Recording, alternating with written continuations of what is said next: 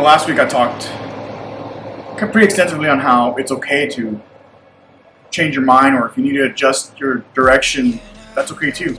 My quick example was just that when I was in college, I changed my degree 5 times. I've had a few career changes, right? I left for college, worked retail. I was a musician, got to do that for a few years as well. That was a lot of fun, obviously. Then I joined the Navy. I was in for 6 years. I got to deploy one time. And then I finally came to the point of, and the decision that it's time for me to go home. I was genuinely tired of only being able to be home for 2 weeks at a time, if that, sometimes, just depending on the situation. What I didn't realize or think about, because I thought it was going to be easy, was the adjustment that I was going to be making.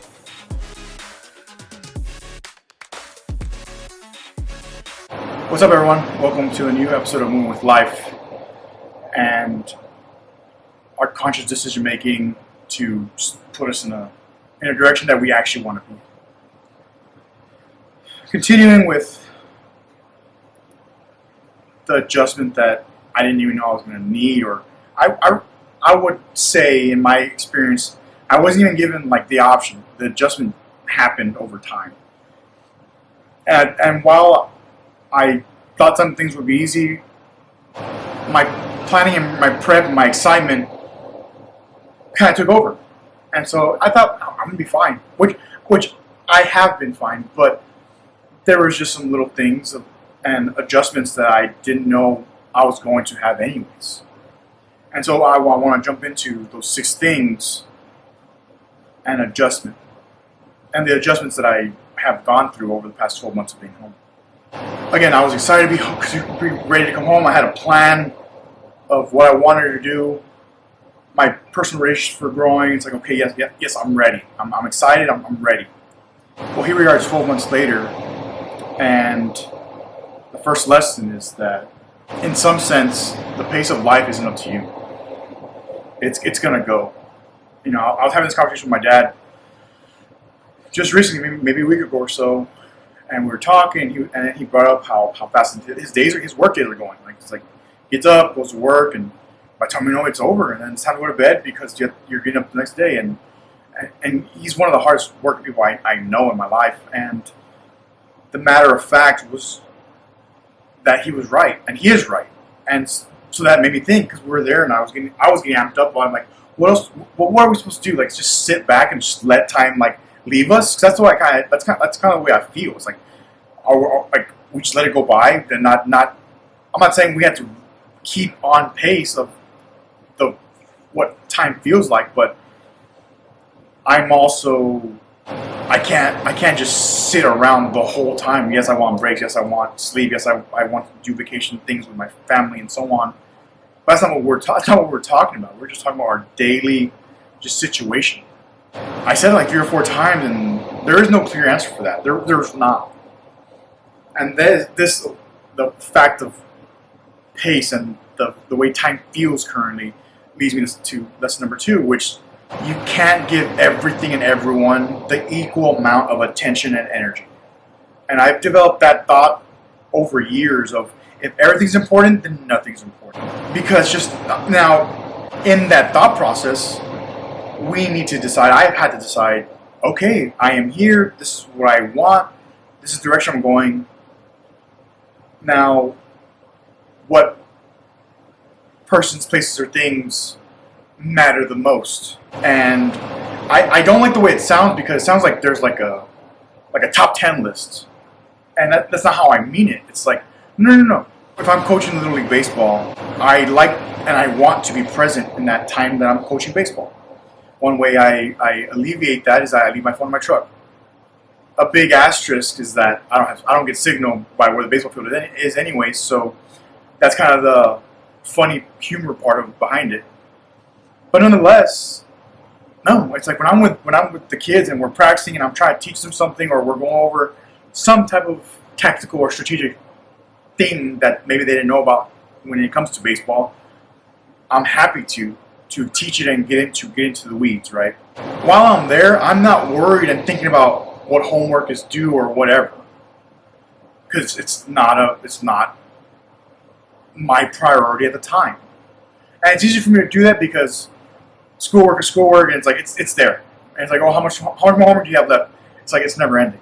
So because that's a matter of fact, it's like I can kind of put the thought of it and the stress of it, I can put it to the side because like, well, I'm not at home right now doing homework or in front of my computer. I am at baseball practice. I am going to do and see the things that I need to see as far as completing baseball practice. So you can't give everyone your attention, yet you have to figure out what matters the most. Lesson 3. And this one happened more at the beginning, where I didn't realize just the general comforts that we have here. You know, there's Starbucks everywhere, there's Dutch Bros now, there's grocery stores, you know, every so often in a particular radius, because, you know, my point in all that is that it's an adjustment, because while things were, I would say, simple in some ways, I guess when I hear someone's problem about something, it's like, okay, are you going to solve it then? Do you need help? What does that look like? But at the end of the day, it's like, life's pretty good. It's actually hard to get stressed about things. And sometimes it might seem as if I'm being passive, but it's like, no, like, it's okay. I have very little things and little reasons and little things that I need to stress about. And those things that do, like, take, you know, bandwidth, it's okay, because we have the ability to figure it out. Even having conversations, the freedom to debate, the freedom to talk, to do this. And I've said something like this in other ways and different times as I've recorded episodes, but it's like we have it pretty easy, and that's okay. You know, my point of that is leaving where I was and coming back, and I could in some senses that I didn't realize I could breathe again. And not that not that I felt like I was like losing air for the sake of losing air over there, but it was different. You know, it's different when you're not on base. It's different when you're not surrounded by these types of people and these types of things. That's just a matter of fact. Lesson 4. So the contrary to that, about being surrounded by certain types of people and things and places, is that moving back home, especially in the last 6 months, I guess in the middle 6 months of being home, was just the matter of fact that the valley's the same. And I laugh at that because if you drive down 10th Street, all that's been added is more retail stores for you to spend money and restaurants for you to spend money. And while, yes, that makes the world go round and it helps give people paychecks, so on and so forth, it led to me realizing that there were some pieces of me that had changed. Even though, yes, there was, you know, also where I was at on the East Coast, there's a lot of general luxuries and the same amenities that you get in pretty much every major city, right? Every major town, even. It doesn't have to be a city, like, let's say, like Austin. It doesn't have to be that big. But it's funny when you see a person get mad because, and there's a particular example that I'm actually going to bring up because it's hilarious to me, and I'm like, go away. That's literally what I wanted to say, and I don't know how to be interpreted here, but getting ready for a doctor's appointment, and this lady walks in, and she's asking about if her daughter's been seen yet. I'm assuming her daughter's over the age of 18 because she was also outside, but I think she was taking care of one of the children, whatever. She said, well, has she even been seen by a doctor? And the receptionist / nurse was trying to help her, and yes, ma'am, she's being seen by a provider, blah, blah, blah. And she's like, it's been this long, and she's just giving her complaint. And I kind of just watched her, and I listened to her, and my first thought was like, you can go outside and just wait. If she's a patient, I guess coming from medical too, it's like I've seen those situations kind of evolve sometimes. And it's just a matter of fact that your daughter's the patient. She's being seen by. She's obviously here because she's the provider. So if you could just handle the business that is not that your daughter can't attend to right now, that'd be great. That's those are my thoughts. And because it's yes, would it suck for anyone to wait for 2 hours to see or wait for their daughter for 2 hours? Maybe. And the answer is ultimately yes. It is. At the end of the day, it is. That's a long time. But I guess maybe it's a different type of detachment emotionally of going in there expecting to be there for over an hour, and this was another point where it took over an hour to get seen, and so again it happened the first time. I think it's gonna happen this time, and lo and behold it did. Is it the best thing? I want to say accommodation, but accommodation is not the right word. Is it the best outcome that you want? No. But just for the sake of the example, it's like my last thought to that example was, man, the valley really hasn't changed. And it makes me chuckle inside because it's like, go away. Again, I don't know how that'll be interpreted here, but I literally think like, you're not the patient, you're not the priority right now. You're breathing, you're talking, you're walking, you're good. I need your next 20% of patients because you're not the priority right now. And that was that. Lesson 5. I'm going to try to finish these last two really quick. Well, lesson 5. The adjustment that happened over, let's say, the 6 years that I was in the Navy was that some people are meant to stay in your life and some people are not. And going through COVID was probably my biggest hurdle. And then these last 2 years, and then getting back from deployment was my lowest hurdle, I would say. Because now, being home, I've rekindled relationships that they rekindled organically. Some other relationships, they faded or they don't exist or whatever that looks like. And I think because of COVID, my experience at that time, and some of that friend circle that I had then, in summary, we went our own ways, and that's okay.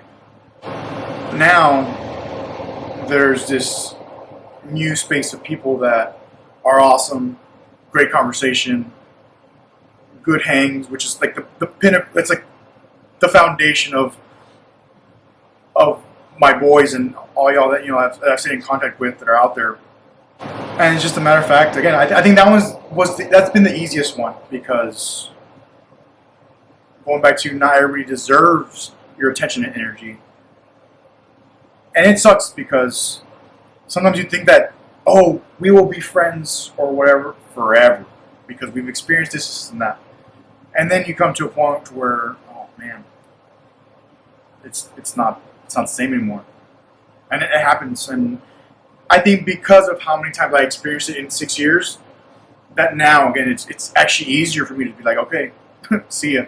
I have so many things that are in front of me that I really want to accomplish or see through, that this other thing that if it's gone away, it's gone away. And it's out of my control, it's out of my control. Last one.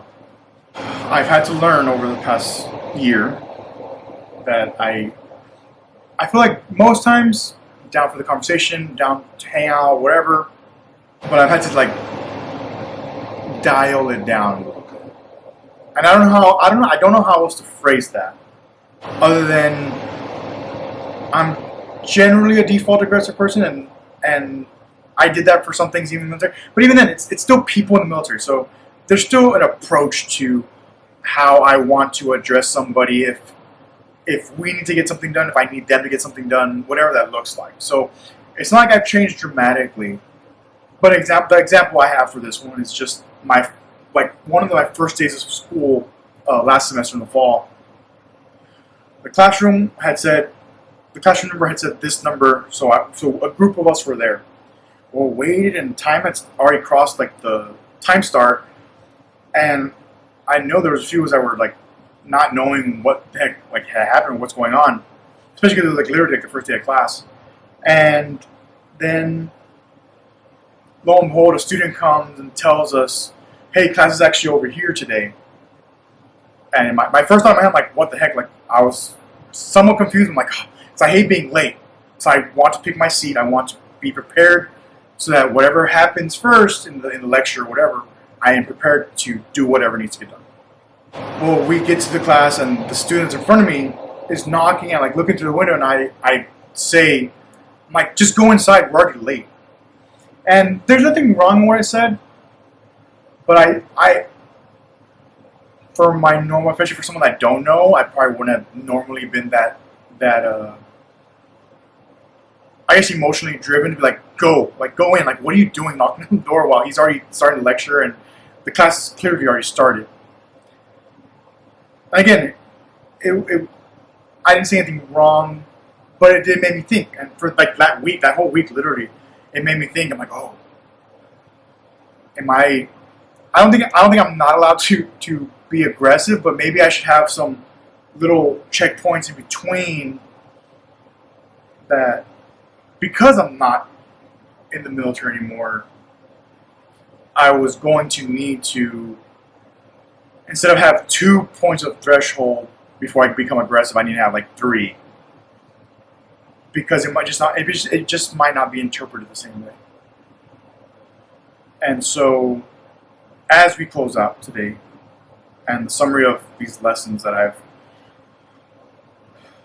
brought to you today, the final reflection and closing thought is just the matter of fact of, if you're, whether it's RGV or wherever your hometown is and you're listening to this, if you are wanting to go out on an adventure, go do it. I want to be that word of encouragement right now that go, because whether it's adjusting there or adjusting here or finding yourself in a place in a complacency seat, in a place of complacency, go and find out.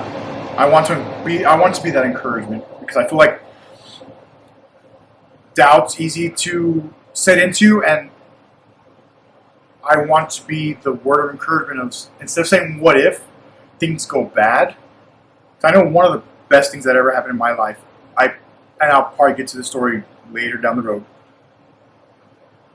is when I changed it from what if things go bad to what if things go right.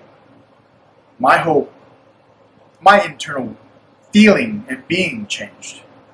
I was like, man, what if things do go right? And I started getting excited about things that could go right with my life if I make this next decision and aim for it in a positive way. So go and do the thing, whether it's changing a job, leaving home, changing something dramatically. Go do it. I can't elaborate more, because it's a simple fact of taking action, and that's the whole point, is to go and do the thing. So, as we close out today, the 6 lessons, I think the primary one that encompasses the whole thing is that between lesson 2, lesson 3, people change, priorities change. I just talked about mine and the evolution that is happening currently for me, being only the past 12 months. And so whatever that looks like for you. Because remember, the circle that will always be there for you, they're going to be there. And then you can decide if you want to move back home, if it's just you want to come visit only, whatever that looks like. And so, if you're new here and you made this far, thank you. I appreciate it.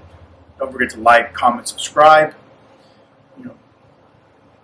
You can comment your favorite lesson. You can comment something that you're going to change in your life that you've been wanting to, been meaning to, and now you're going to take that first step, whatever that looks like.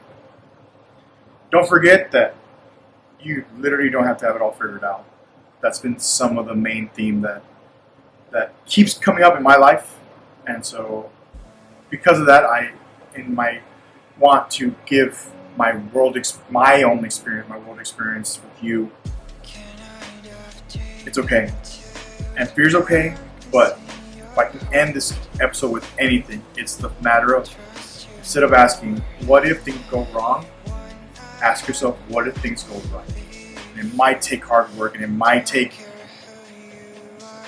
putting your foot on the ground and forcing yourself through that threshold, But if you can remain on that thought of what if things go right, it makes me happy thinking about it right now. Because again, it's been one of the best changes, and it's super small, but it's been one of the best changes in thought processes that I've brought. Because especially if I'm in a negative space in my head, and I'm thinking, oh, what if this goes wrong? What if this happens? What if this happens? What if things go right? So, with that, life.